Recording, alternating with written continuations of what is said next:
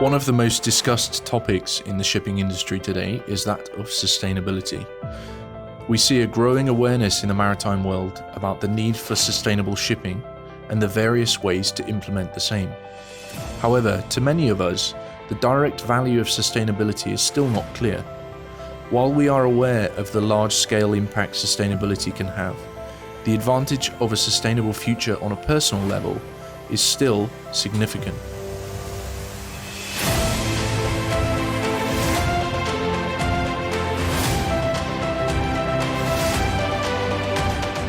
So for sure, this is a dynamic period for the industry, but it's also very exciting. And there's certainly a lot of opportunity for all of us. There's most definitely been a shift in societal expectations for companies to prioritize their environmental and social governance efforts, both in terms of how they impact on the environment, but also how they finance their initiatives. And considering the maritime industry's carbon footprint equates for somewhere between 2.5% to 3% of the global carbon emissions, we absolutely have a huge part to play in the global decarbonisation efforts. At a very high level, here at ABS, we see three things. The first is the increased focus on ESG at a corporate level, and this really is founded on the United Nations 17 Sustainable Development Goals. So as it relates to shipping, these are environmental excellence, which is really focused on preserving the natural air and marine environment. And this has really been manifested through decarbonisation efforts that we've seen across the globe. The second is social responsibility. So this introduces the human element into the design and operation of marine vessels. And finally, governance brings a higher level view and focuses on the company and its overall operational excellence.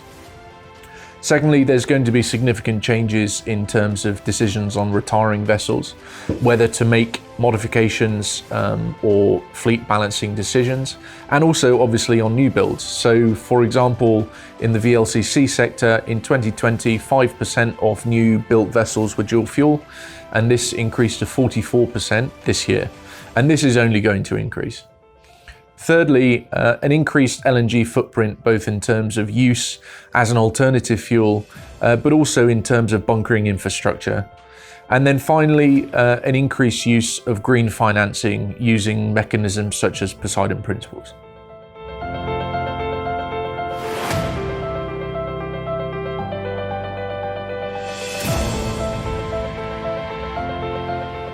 So Class absolutely have a core role to play in this. We obviously have significant institutional knowledge on vessel design, operation, performance, both from a naval architecture and marine engineering perspective. We're very heavily involved at the IMO and IX through committees such as the Marine Environmental Protection Committee, the MEPC. Really, classing with ABS means that we have an excellent knowledge of your vessel, and as such we can help make informed recommendations as to what actions to take with these various pieces of legislation coming in. This might range from immediate operational recommendations such as moving towards slow steaming, all the way through to major decisions such as installations of air lubrication system or shaft generators. We have a dedicated sustainability department that is split between Athens, Copenhagen, Singapore and Houston, who can support with existing fleet decisions such as EEXI assessments, benchmarking, feasibility studies, energy optimization simulation.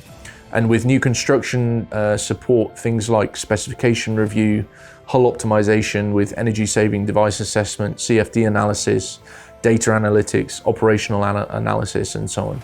And then with regards to companies, we can support with things like ESG strategy and reporting, green finance support, and carbon inventory and offsets.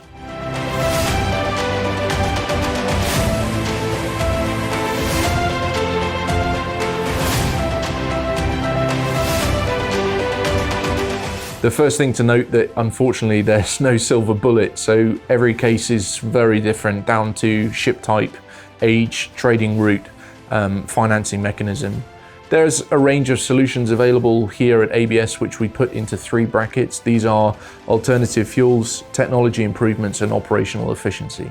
As for the economics, you're right. This is an issue that requires significant consideration.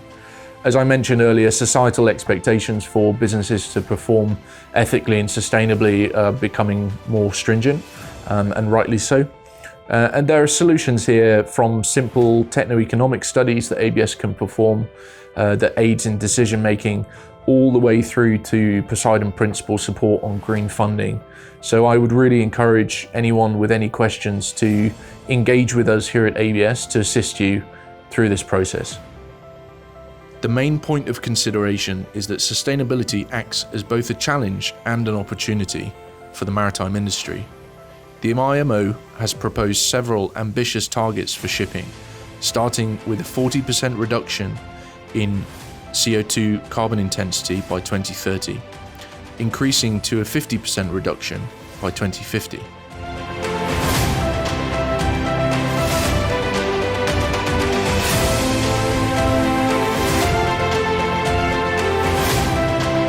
So you're right, it is a challenge. As I mentioned earlier, it's a very dynamic period in which legislation is being continuously developed.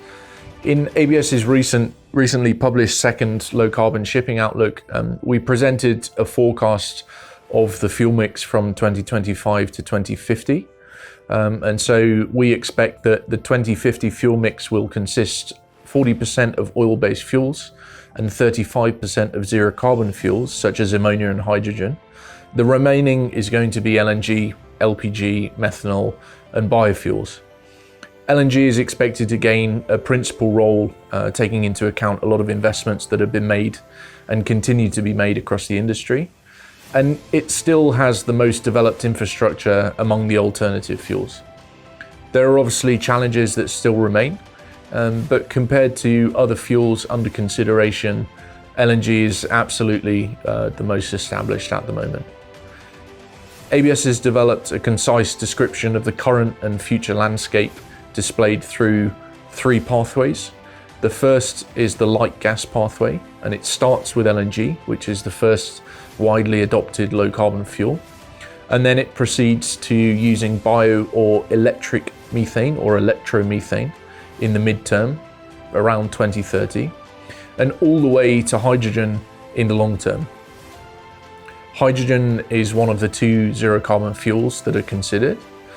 And the heavy gas pathway starts with LPG and methanol, which are fuels used for specific application at the moment, so i.e. in LPG carriers, and then it proceeds with bio or electric versions of these fuels in the midterm, all the way to ammonia in the long term, which is the second zero carbon fuel being considered.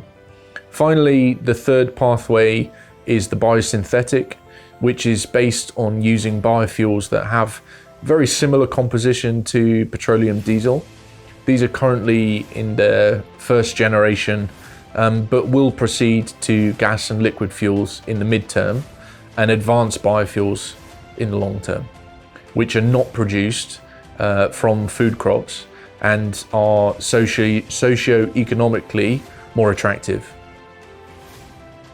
You'll note that there are varying degrees of technical compatibility.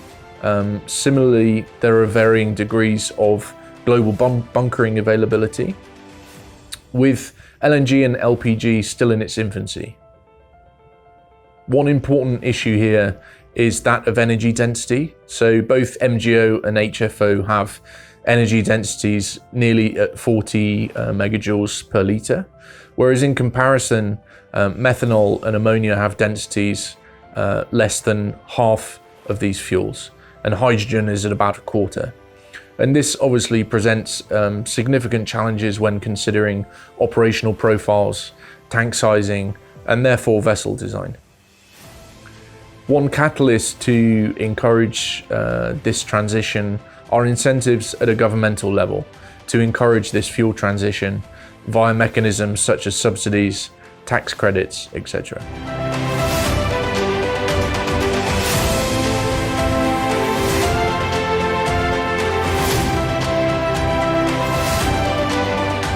So ship design absolutely plays a crucial part in shaping green shipping.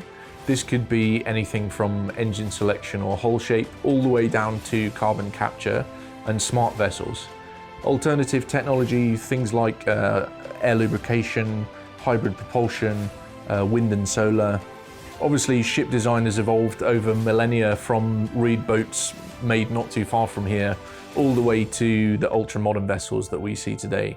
And really, one of the beauties of engineering and technology is that things continue to evolve, and that means that new ideas and designs are constantly being investigated and implemented to sort of continue to push that envelope forward.